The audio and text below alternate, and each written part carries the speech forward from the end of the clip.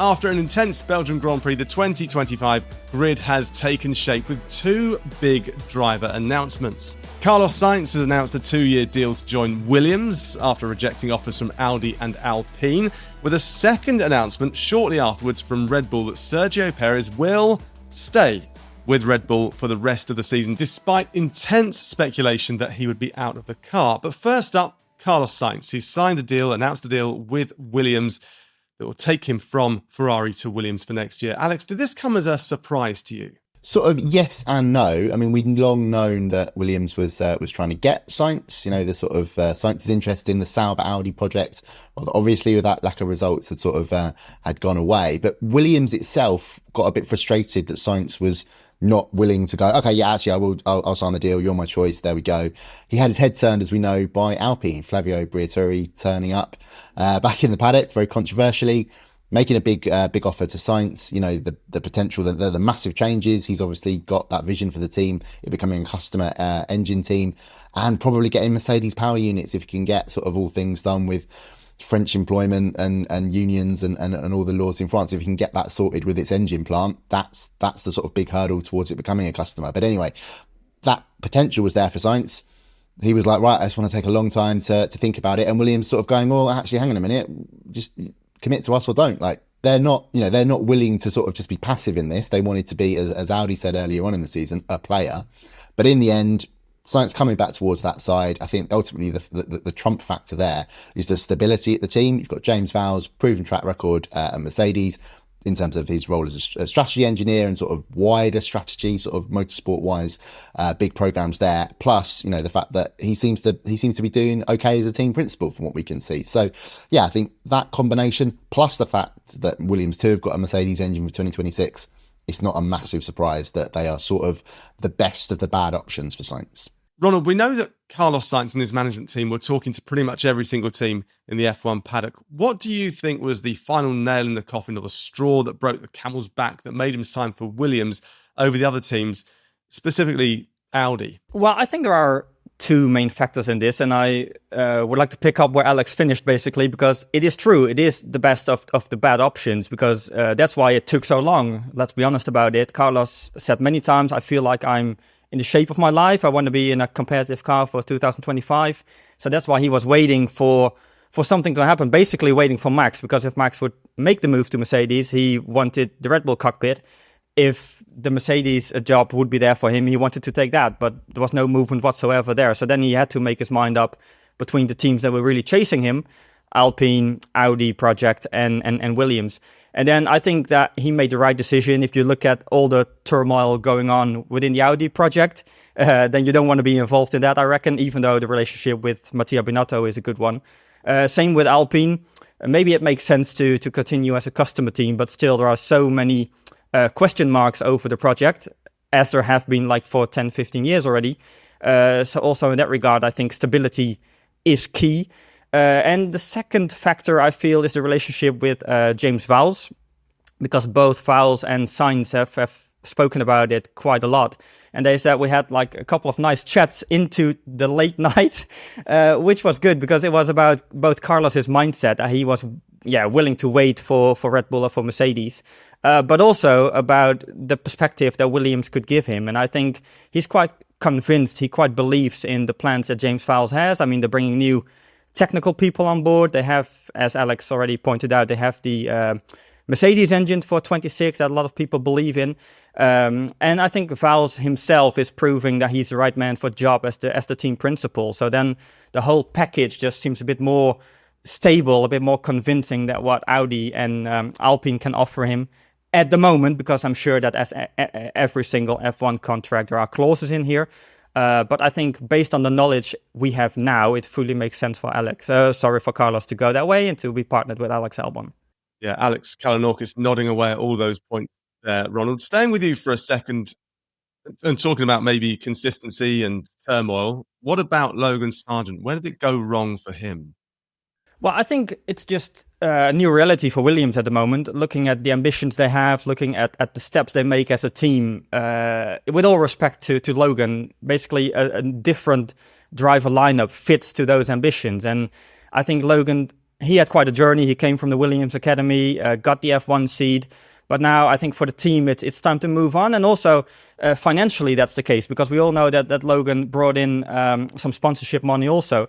But you cannot spend all of that anyway because of the budget cap. On the other hand, Williams got investment from other directions coming. So then it's not about financial reasons. It's more about sporting reasons. And if you look at that, then, yeah, if you have the choice between Logan Sargeant and Carlos Sainz, let's be honest, you don't need to think about that for so long, I think. No, absolutely right.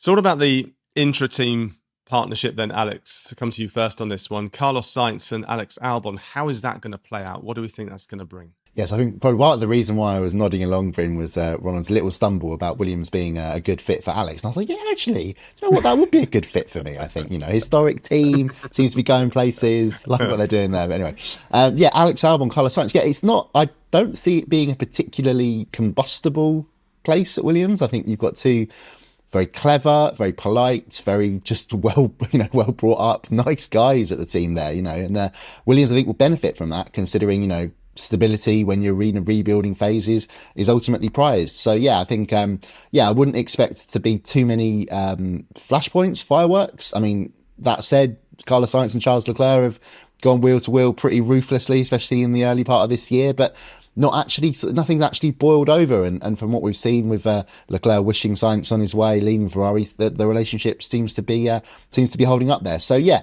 I think, you know, Williams just, I mean, in terms of Sainz replacing Logan Sargeant, it's just a complete upgrade. You've gone from, unfortunately, a no-hoper at this level to a proven winner. And actually, considering where Williams are in its journey, Sainz's knowledge, also the fact that, you know, so Sainz's knowledge of winning, but also the fact that he makes things happen. I always go back and cite this one example. Monaco 2022 in the rain, Charles Leclerc dominating, Carlos Sainz behind, it's been raining, the call is coming, you know, do we come in and put more intermediates on, or do we wait until it's dry enough to go to slicks? Leclerc obeyed the team. It was at the time when Ferrari's strategy was a complete shambles, cost him the victory. And Sainz said, no, I'm doing this. I'm waiting. I'm making this call. And that, it didn't win the race, but he got him a podium when a podium could easily have been lost. So that sort of element, and we saw that again at Silverstone a few weeks ago from Sainz, and Leclerc again, obeying the team, Sainz taking more of the action himself. So Williams, I think, will really benefit from that. Will Alex Albon benefit as well from having a teammate like Carlos Sainz, because he's got a teammate like Logan Sargeant at the moment? So surely that's going to propel him along the way a bit further. Yeah, I think both Alex, but the whole team will benefit from it. I mean, I fully agree to what Alex just said, our own Alex. But it's also about, like, the example that came to my mind was Sainz's win in Singapore with a smart DRS trick that he gave. So he has the capacity behind the wheel to keep thinking about strategy, about other aspects than the driving itself. But what maybe is even more important is that his feedback has always been quite good throughout his Formula One career.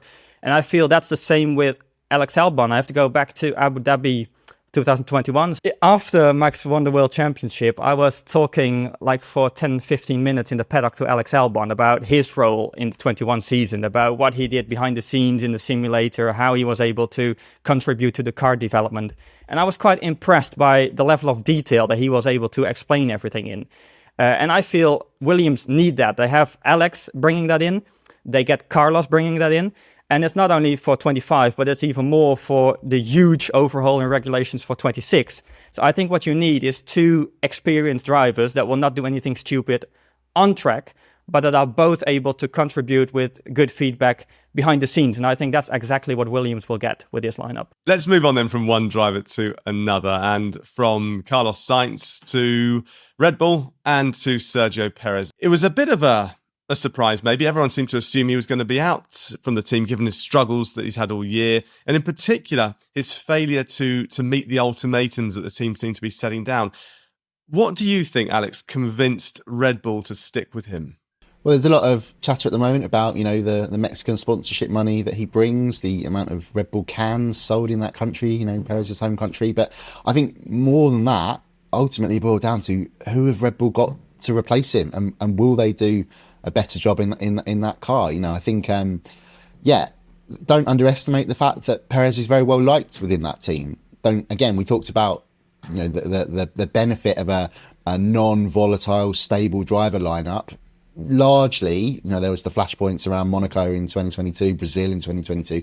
Red Bull have had that with Perez, and Verstappen will not have forgotten how hard, again, hey, let's bring it up again, how hard Perez drove to help him in Abu Dhabi 2021. So, there are elements there that make sense from the team, but the fact that right now, the rate of points being scored, McLaren is scoring 30 points a race and Red Bull only scoring 20 points a race.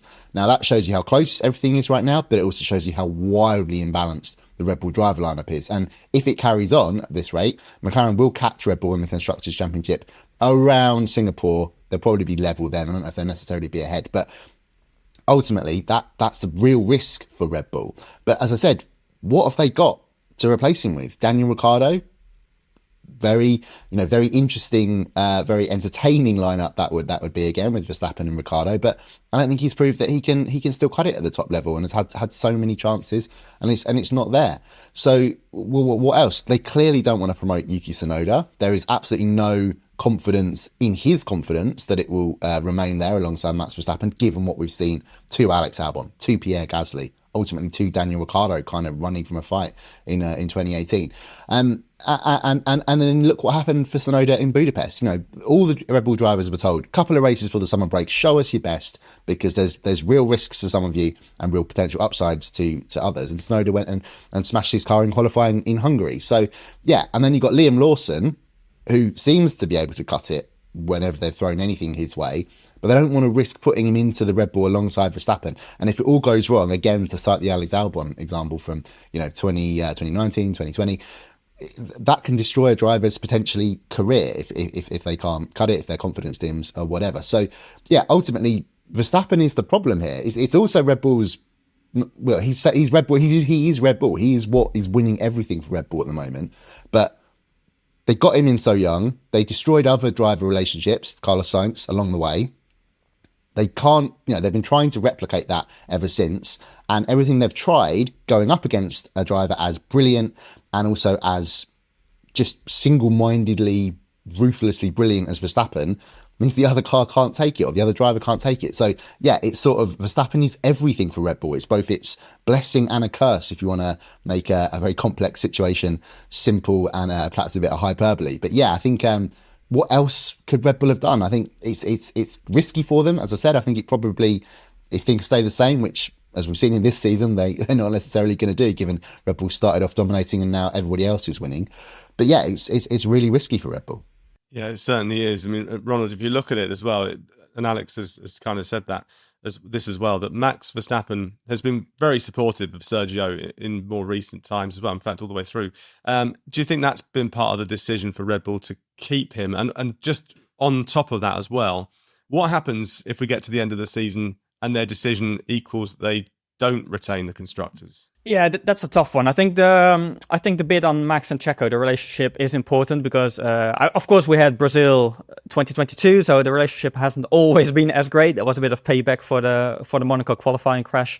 But anyway, Christian Horner mentioned a couple of times that the relationship between Max and Checo is an important element in any decision they take, basically. So they want to put somebody next to Max that Max can live with, that he has a good relationship with, and clearly that's the case with Checo. But to be fair, Max, whenever I ask him about Checo, he always comes back to the car, because he said the real problem is maybe not Checo, the real problem is the car. Our car is not only a bit too slow at the moment, but is also really tricky to drive, and that's what Checo is struggling with just much, much, much more than Max. I had to think back to what Max said in Barcelona, that he said, not in the press conference, but he said it in the Dutch media session. He said, is Checo now, is he a worse racing driver than last year? Max asked the question to all of us, and he said, I don't think so. So maybe it says more about car development than about Checo, his development. And there are two elements that play a big role here. The first one is that the field bunched up. So I looked at the data, and Checo is not much further behind than he was last year. But last year, with 6 tenths behind Max in qualifying, he could still be P2, P3, maybe P4. But now, if you are 6 or 7 tenths behind Max in qualifying, you can go out in Q1, and that's exactly what happened a couple of times already. Second element has to do with the car balance. It's much more difficult to drive nowadays.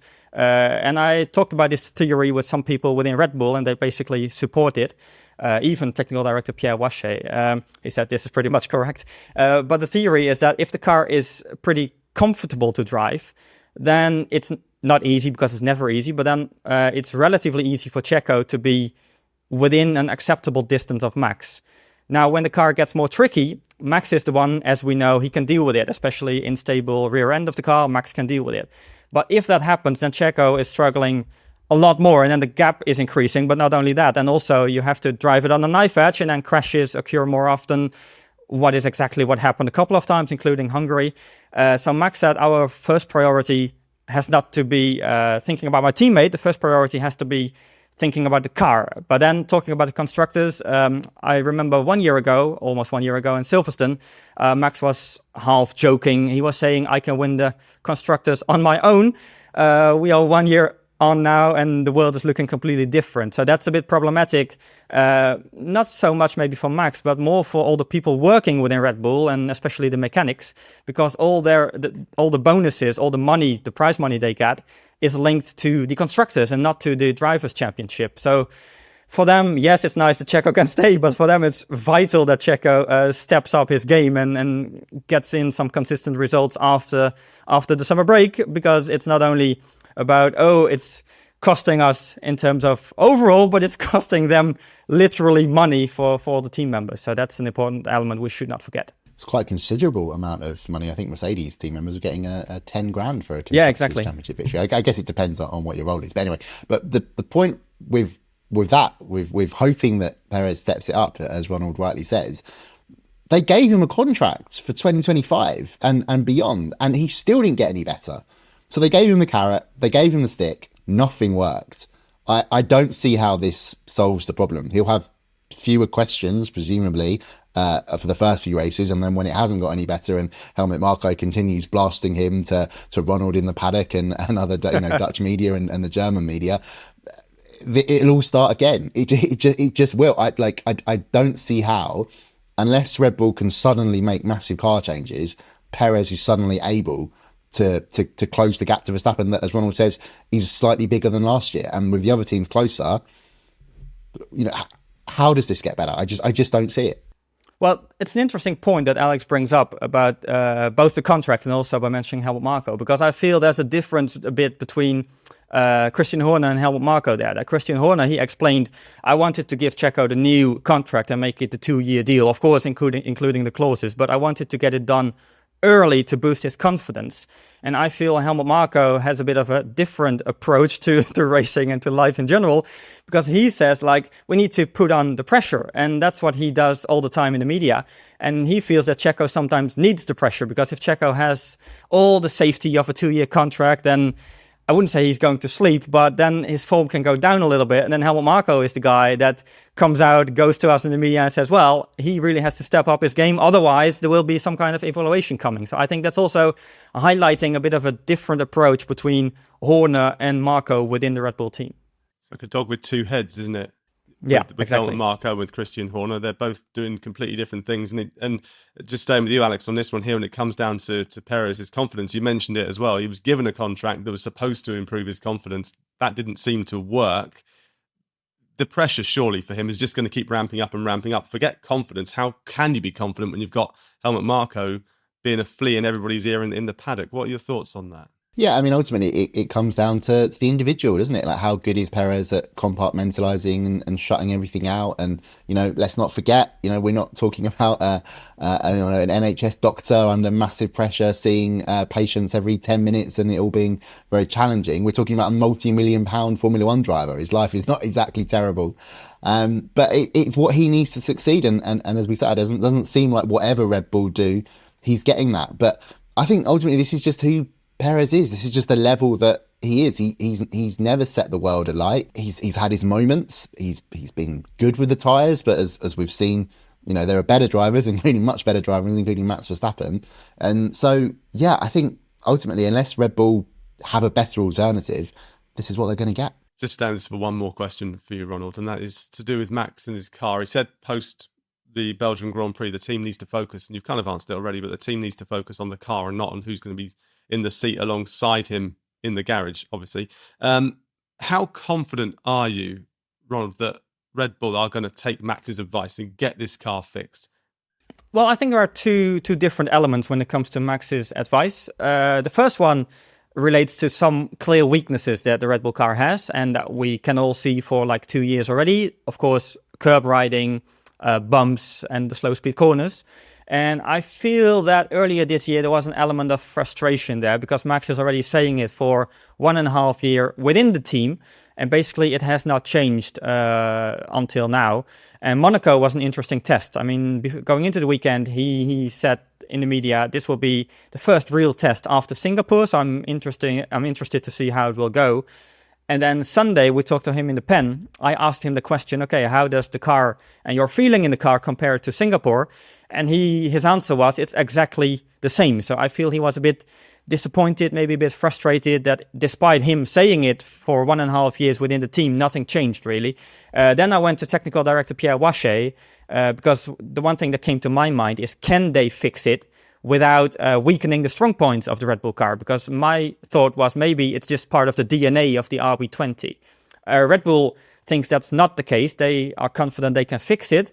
But the bad news for Max is they don't think they can fix it this year because Pierre Wache said that requires some bigger changes, will probably be something for the upcoming winter. So bottom line is Max in Singapore has to deal with whatever he has. But that's one element of it. Then the second one is just the pure speed that Red Bull is maybe lacking a bit. And it was really interesting in Hungary during the media day. Max got the question, how close do you think the opposition can get to Red Bull this weekend? And his answer was, you have to ask the question the other way around. You have to ask, how close can we get to the opposition? Because for some weeks already, we do not have the quickest car at the moment. So yes, the weaknesses are there. The weaknesses were already there when they were still dominating, but then they only lost Singapore and it was not a big deal. Now the weaknesses are still there, but they don't have the overspeed anymore. And that's when things get rather complicated. And that's the current situation, I feel. What I find really interesting with all that in mind is how hard Max himself is having to push, because he said it quite openly in Hungary. I think it had been alluded to with Ronald and his colleagues in the Dutch media at Barcelona. Max saying, I'm pushing harder than last year and it's resulting in different things. Like, I don't think Max crashes, or, it was a small crash, but in Monaco Q3 in 2023 as he does in 2024. I don't think there's tiny little mistakes in Hungary that add up to big things, because he's right on the limit now. And in one way, that pays off spectacularly. His drive at Imola, I've gone back and thought, I don't think I rated it as highly as I do now at the time, but I've gone back and thought about it. The way he held off Lando Norris, no one else in the world could have done that. Look at Spa. Max Verstappen on the medium tyres in the final stint held off a potentially quicker car in the McLaren and caught the Ferrari ahead by the end of the race. Sergio Perez completely disappeared. Max Verstappen, he's on the limit, and as we've seen with drivers on the limit, Leclerc as an example, it can go wrong. But for Verstappen, it can also produce some really, really, really brilliant things. Certainly can. Gents, thank you very much indeed. Well, that just about does it for this video. What do you think? Has Carlos Sainz made the right decision in joining Williams? And what about Red Bull? Are they right to keep Checo on? If not, who should they have got instead? Let us know in the comments. Also, make sure you subscribe so you can keep up to date with tomorrow's video, where we're going to be reviewing the Belgian Grand Prix itself and what was a very dramatic weekend for Mercedes. We'll see you then.